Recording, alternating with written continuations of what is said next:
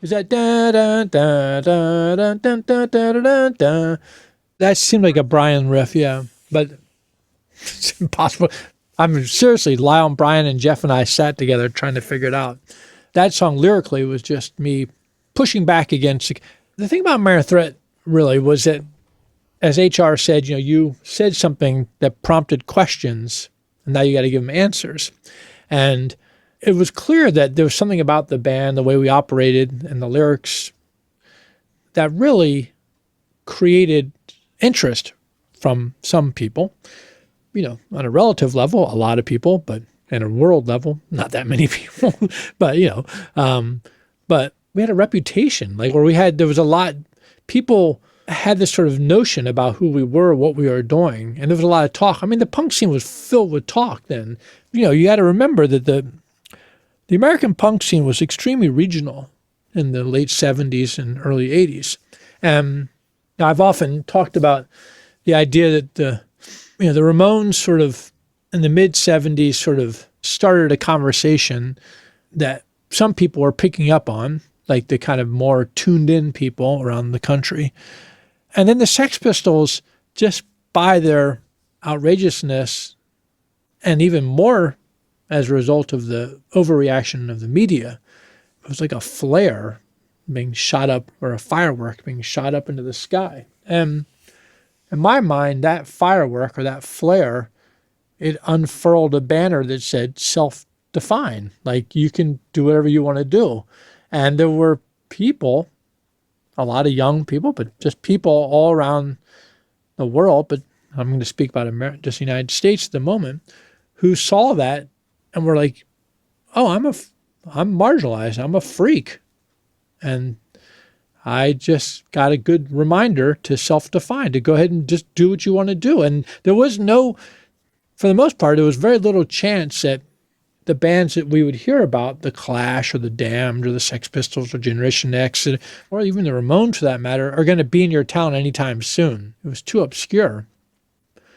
But we wanted punk. We wanted punk. And there were people in all these towns who were somewhat clued in. They were coming at things from an original sort of point of view. Even if they were cover bands, they would really be selective in what songs they covered, and you would gravitate to be near those people. But ultimately, what you had to work with was listening to records and looking at magazines. There was no film. You couldn't do it in real time. You couldn't see how these people moved. So you had to create your own version of it if you wanted it in your town. If you wanted to have punk in your town, then you better be that punk. And each town had its own style, its own sound, its own palette. It's the well water for each town was unique. And so you had a very regional scene, and each scene really hummed on chatter, gossip. It's a way to remind each other that we exist. And as the scene started becoming aware of each other, there was a lot of letter writing going on, some phone calls. It was very expensive to talk on the phone at that time, especially if you were broke. But we wrote a lot of letters, and you always looked out for fanzines. And there was a couple of fanzines, specifically Flipside magazine.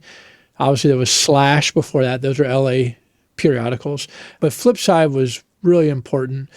In New York, there was New York Rocker, Big Takeover, I think it started at that point. There was a handful of zines. So you would go to your local record store, and we called them import stores because they imported records from England.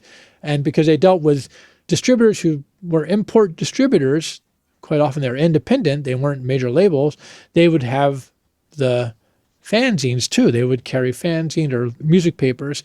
So that's how we would learn about these other scenes. So you would read about a band from another town, and then there would just be a lot of discussion about who are these people? And then you'd hear legends about, they throw hammers at the audience or whatever. I'm making that up. But there's just a lot of chatter. And Minor Threat and the DC scene got a lot of, it prompted a lot of conversations. And Minor Threat, I think specifically, and the lyrics really got a reaction. And I believe people developed a sort of an idea about me personally that was just so off base. And the song was really saying, or just thinking about the way they thought about things, I'd just say, well, think again. Like you got to question things. Don't just accept it, what you're hearing, but think about it more than once. Think again! Think again!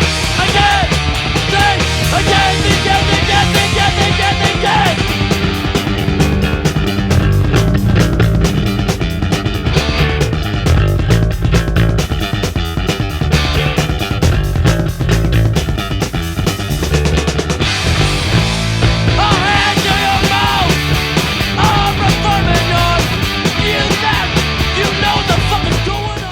People in bands who really became really rock stars, and I saw, you think you're something, think again. Like, you're just normal like me. We're just all normal people. I was, always pushing back on the idea that I wasn't into rock stars. Still not.